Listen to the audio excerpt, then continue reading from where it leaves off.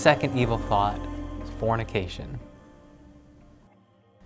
You likely have at least a fuzzy idea of how to describe the evil thought of fornication.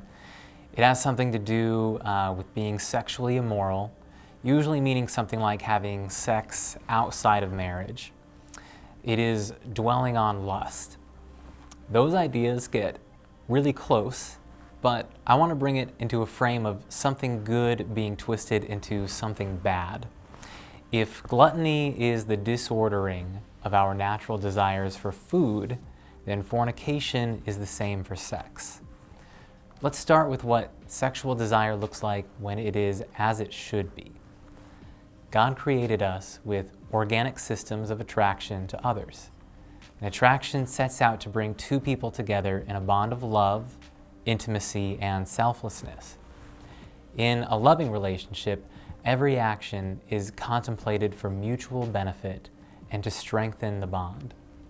The disorder of lust corrupts the intimacy and selflessness of love. Instead of being in a relationship with another person, lust distorts the other person into an object. Instead of building the strength of the relationship, lust narrows the focus on selfish interest. Instead of contemplation, lust encourages impulsive behavior.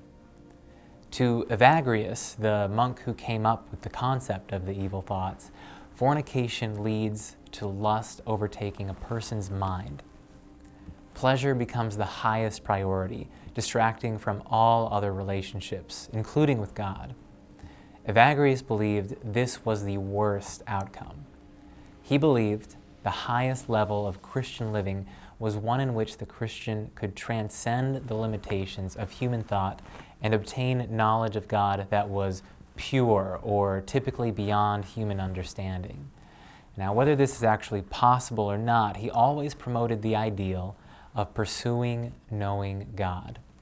Therefore, any distraction is a detriment, especially when it makes the pleasure of a created thing above the pleasure which comes from the divine. Evagrius gives two ways of defending from fornication. Stay away from the opposite sex and maintain mental vigilance.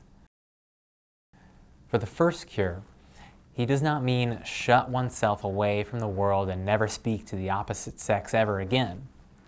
He's getting at the idea that if lustful temptation has a hold, then a person should do what he or she can to limit the opportunities for it to overcome one's mind and turn a bad thought into a bad decision.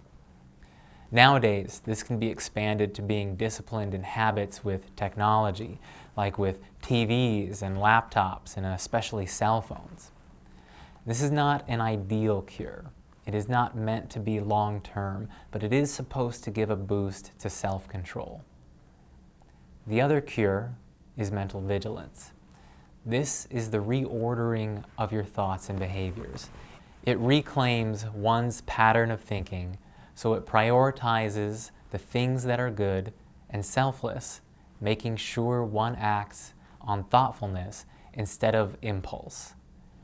It's tough, I mean really tough, to get out of bad habits and into good ones. However, in time, it does get easier.